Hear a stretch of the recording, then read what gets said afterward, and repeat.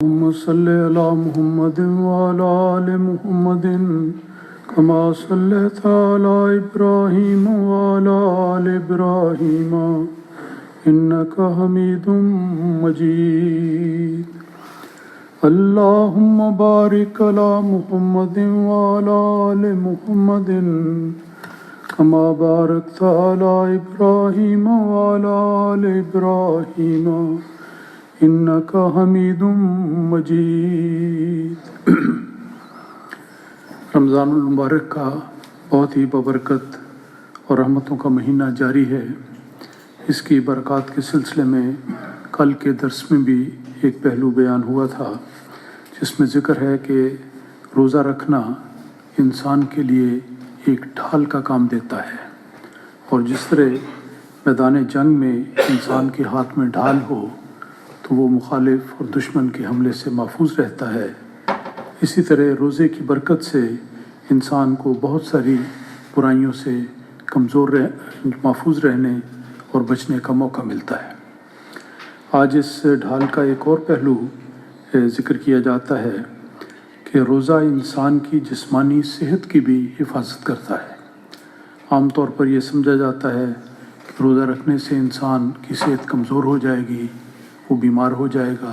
یا کوئی اور عارضہ اس کو لاحق ہو جائے گا. ایسی بات نہیں، بلکہ روزہ رکھنا انسان کی جسمانی صحت کی ضمانت ہے.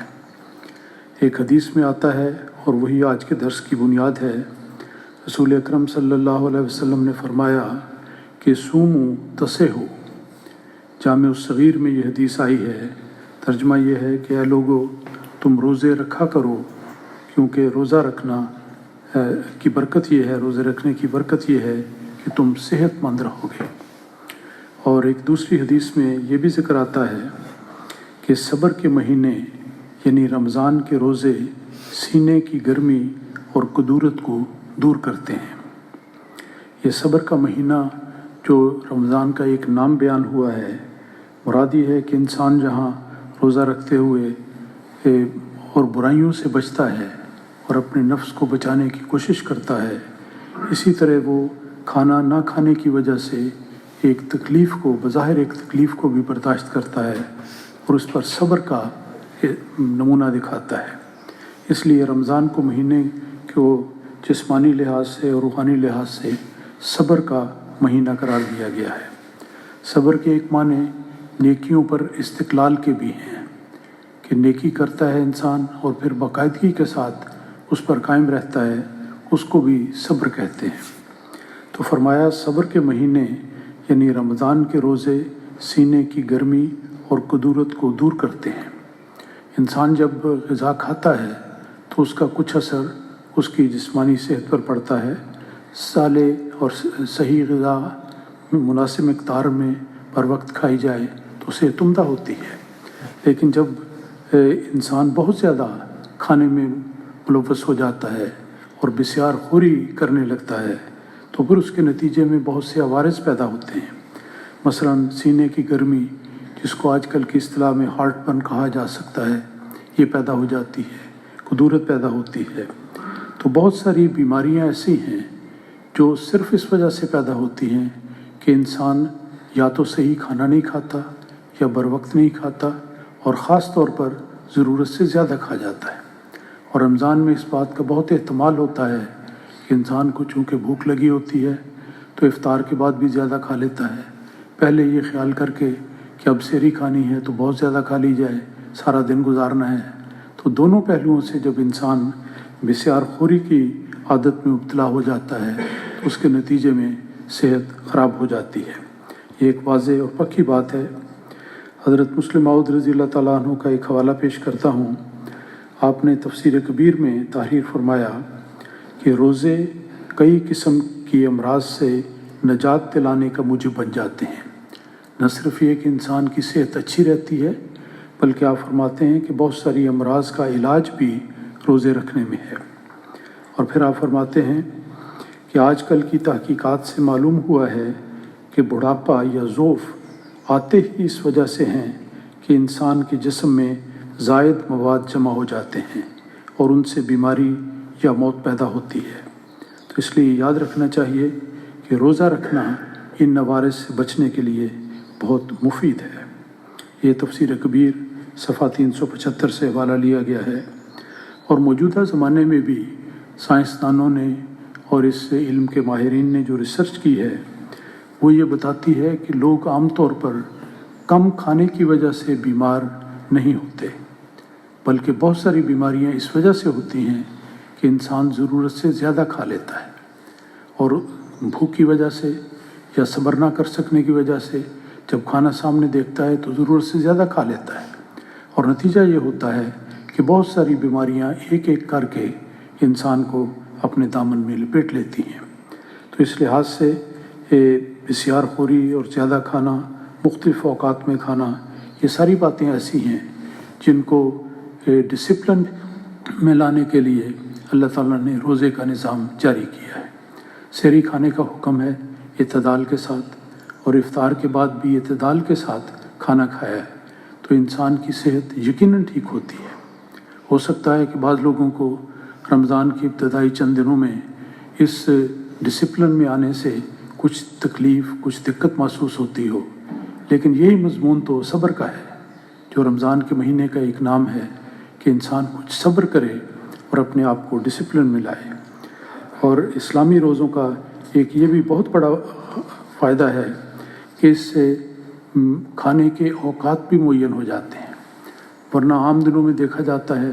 کہ بسا اوقات جب جی کیا انسان کھا لیتا ہے، صبح بھی کھاتا ہے، دوپہر سے پہلے بھی کھاتا ہے، دوپہر کو بھی، بعد دوپہر کو بھی، شام کو بھی، تو وقت بوقت انسان کو کھانے کی عادت پڑ جاتی ہے۔ تو رمضان میں ایک فائدہ ظاہری طور پر یہ نظر آتا ہے کہ سحری کا وقت مقرر ہے، افطار کا وقت مقرر ہے۔ ان دو وقتوں میں جب باقاعدگی کے ساتھ انسان کھائے تو لازم ہے کہ اس کی بیماریوں سے دفاع ہوگا، اور اوقات کی تعیین کرنے میں بھی یہ حکمت ہے کہ انسان کو جسمانی لحاظ سے صحت ملے۔ روزے کے بارے میں یاد رکھنا چاہیے کہ اسلامی تعلیم میں ہر مسلمان عاقل، بالغ اور صحت مند اور مقیم انسان پر روزہ رکھنا فرض ہے۔ جو انسان ان صفات کا مالک ہے اس کے لیے لازم ہے کہ رمضان کے مہینے میں وہ صحت رکھے۔ البتہ جیسا کہ سب دوست جانتے ہیں کہ بیماری اور سفر کی صورت میں اس حوالے سے سہولت دی گئی ہے، اور اس روزہ رکھنے کے بے شمار روحانی فوائد بھی ہیں۔ چند ایک امور کا کل کے درس میں ذکر ہوا تھا، جسمانی فوائد بھی ہیں جس کا بھی اس درس میں ذکر کیا جا رہا ہے۔ تو جس طرح روزہ روحانی برکتوں کا حامل ہے اور بہت ساری اخلاقی بیماریوں سے روکنے کا موجب ہے، جس طرح ڈھال انسان کو دشمن کے حملے سے بچاتی ہے، اسی طرح روزہ جسمانی کمزوریوں کو دور کرنے بلکہ انسان کی صحت کو قائم کرنے اور بحال کرنے کا بھی ایک بہت بڑا ذریعہ ہے۔ حضرت مسیح موعود علیہ الصلوۃ والسلام نے جلسہ سالانہ 1906 میں تقریر کرتے ہوئے اس سلسلے میں کچھ ذکر فرمایا، اس کا ایک حصہ پیش کرتا ہوں۔ آپ نے فرمایا کہ کم کھانا اور بھوک برداشت کرنا بھی تزکیہ نفس کے واسطے ضروری ہے۔ یہ مسیح موعود علیہ الصلوۃ والسلام نے خود اپنے ذاتی تجربے کی روشنی میں یہ بات بیان فرمائی ہے، کیونکہ آپ نے طوعی طور پر لمبا عرصہ نفلی روزے بھی رکھے اور آپ کے کھانے کی مقدار بہت کم ہو گئی تھی، لیکن اس کے نتیجے میں غیر معمولی روحانی برکات اللہ تعالیٰ نے آپ کو عطا کی۔ تو اس لیے آپ نے فرمایا کہ کم کھانا اور بھوک برداشت کرنا بھی تزکیہ نفس کے واسطے ضروری ہے، اور اس سے کشفی حالت بڑھتی ہے۔ پھر آپ فرماتے ہیں کہ انسان صرف روٹی سے نہیں جیتا، یعنی بعض جاہل انسان کہہ لیجیے، ناواقف انسان، دنیا دار، وہ یہ سمجھتے ہیں کہ کھانا پینا ہی انسان کی زندگی کا مقصد ہے، اور وہ کھاتے چلے جاتے ہیں، کوئی روکنے والا نہیں، کوئی تعلیم دینے والا نہیں، نہ ان کو ہدایت کرنے والا ہے۔ لیکن حقیقت یہ ہے کہ انسان دنیا میں کھانے کے لیے نہیں آیا، بلکہ کھانا اس لیے ہے کہ اس کی صحت برقرار رہے اور اس کو عبادت اور نیکی اور دینی کاموں میں ترقی کرنے کا موقع ملے۔ تو آپ فرماتے ہیں کہ انسان صرف روٹی سے نہیں جیتا، بلکہ ابدی زندگی کا خیال چھوڑ دینا اپنے اوپر قہر الہی کا نازل کرنا ہے۔ تو انسان کو آخرت کا خیال رکھنا چاہیے، جس کے حصول کے لیے روزہ بھی ایک ذریعہ ہے، جس طرح نماز بھی ہے، صدقہ بھی ہے، باقی عبادات ہیں، تو اسی طرح انسان کو ابدی زندگی کا خیال کرتے ہوئے اللہ تعالیٰ کو راضی کرنے کے لیے رمضان کا اہتمام کرنا چاہیے۔ روحانی فوائد بھی اس میں پائے جاتے ہیں اور جسمانی فوائد بھی۔ اس مضمون پر ذکر کرتے ہوئے ہمیشہ حضرت صاحبزادہ مرزا بشیر احمد صاحب رضی اللہ تعالیٰ عنہ، جو حضرت مسلم موعود رضی اللہ تعالیٰ عنہ کے چھوٹے بھائی تھے، بڑے صاحب بصیرت اور بڑے ہی عالم فاضل اور روحانی بزرگ تھے، ان کی ایک بات ہمیں یاد آتی ہے اور ہمیشہ مجھے بھی اس چیز کا خیال آتا ہے کہ جب تک اللہ تعالیٰ نے آپ کو زندگی دی، آپ ہر رمضان کے آنے پر الفضل، روزنامہ الفضل میں ایک مضمون لکھا کرتے تھے، جس میں بہت ہی آسن انداز میں جماعت کے افراد کو بیدار کرنے کے لیے ایک مضمون ہوتا تھا، جس میں یہ نصیحت ہوتی تھی، جس کا ذکر میں کرنے لگا ہوں کہ آپ کی ان نصائح کا مختلف انداز ہوتا تھا، مختلف پیارا انداز اختیار کرتے تھے کہ کس طرح ہم رمضان کی برکات کو حاصل کر سکتے ہیں